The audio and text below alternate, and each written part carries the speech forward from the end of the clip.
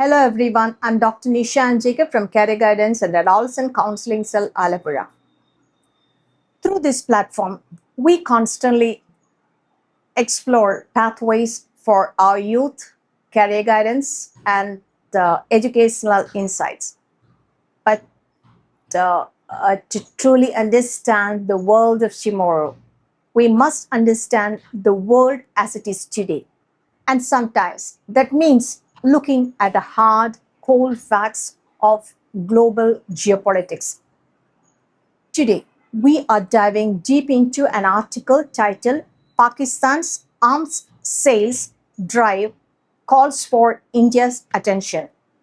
This article is written by Sri Mahesh Sachdev, who is a former Indian ambassador and a renowned specialist in West Asia and oil diplomacy. When you read an article by Mr. Sachdev, you are getting a perspective of a seasoned insider as he knows how money, power, and weapons move across the globe. In this article, he outlines a startling development right next door.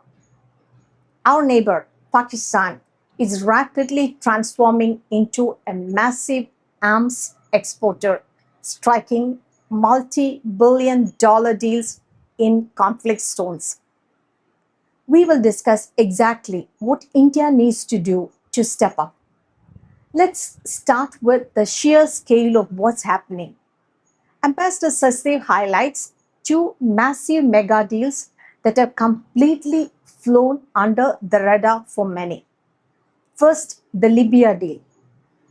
In February 2026, Pakistan's Chief of Defense Forces Azim Munir met with Khalifa Haftar, a powerful leader in Libya.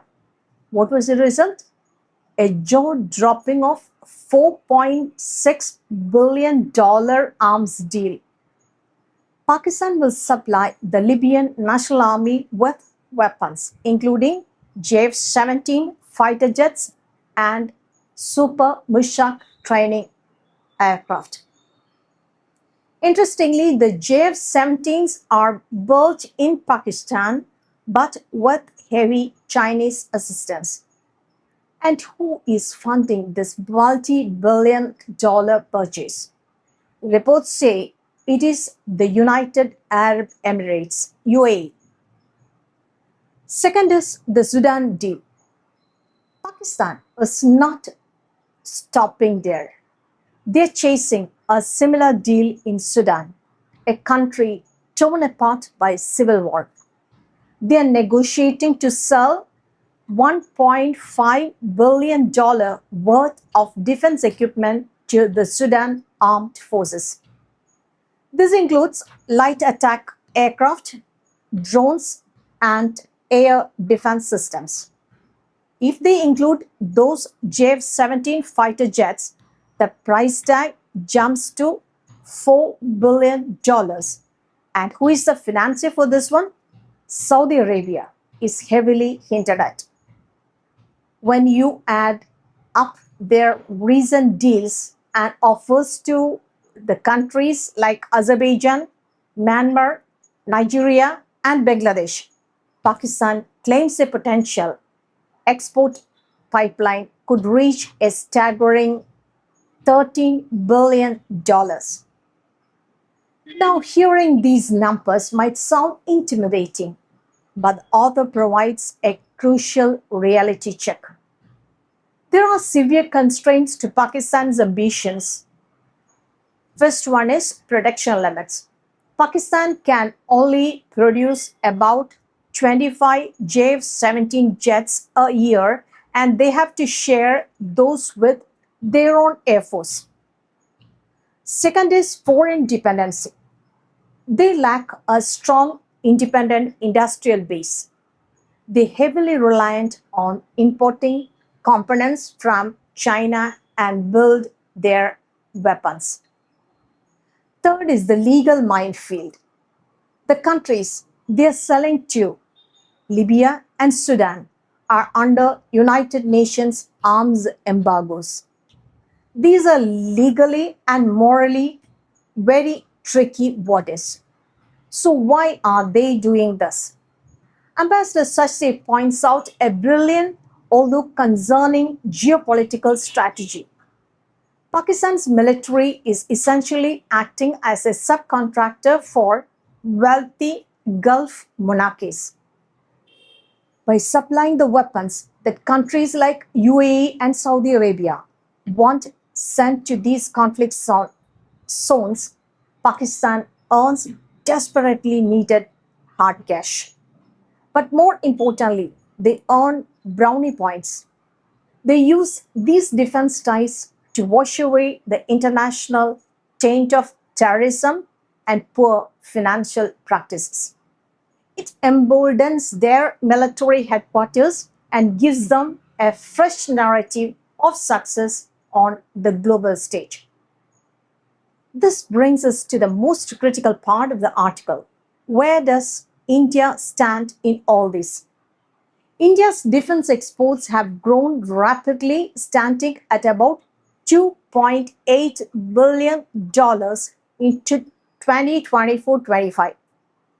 But Pakistan's defense production recently reached $7 billion, massively helped by China and Turkey. Pakistan's sales pitch is aggressive and leverages religious solidarity. As a responsible democracy, India cannot and should not replicate Pakistan's morally questionable tactics of selling embargoed conflict zones. However, Ambassador Sachet outlines clear, actionable steps for India. First one is leverage our buying power. India is the world's third largest crude oil importer. We buy massive amounts of oil from the Gulf. We need to use this as leverage to persuade our oil suppliers to buy Indian weapon systems in return, balancing the trade deficit. Then, secondly, use credit lines. India gives a sizable help to several countries. We should use these credit lines to lubricate defense deals. Create a nimble or a speedy organization. We need a dedicated, fast-moving defense export promotion organization.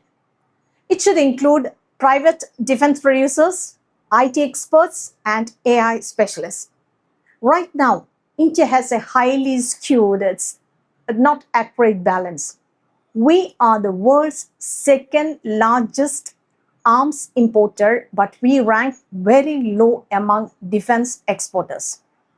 That gap must be bridged. So why we care about arms deals in Libya and Sudan? This is an ultimate lesson in modern economics and international relations. We need to move beyond textbook history and discuss how the modern world actually works, how oil, weapons, and alliances shape global power. These discussions build critical thinking skills. When we look closely at the solutions Ambassador Sachet proposes, he mentions integrating IT, artificial intelligence, and private manufacturing into defense exports. This is our future job market. The defense sector is no longer just about soldiers. It's about engineers, coders, data analysts, and technical entrepreneurs. National security directly impacts our domestic economy. When India shifts from spending billions importing weapons to earning billions by exporting them, that our taxpayer money being saved and reinvested into our own country's infrastructure, healthcare, and education. I believe that Pakistan's recent surge in the defense market is actually a disguised blessing for India. It's exactly the wake-up call we need. For decades, we have been comfortable relying on foreign imports for our security. But seeing our neighbors aggressively push into defense manufacturing forces, India to accelerate its Make in India initiatives. It pushes us to cut through bureaucratic red tape, empower our private technical sectors, and become truly self-reliant. In the long run, this pressure will forge India into a stronger, more technologically advanced, and economically robust global power. This is Dr. Nisha and Jacob from Career Guidance and Adolescent Counseling Cell, Alapura. See you in the next.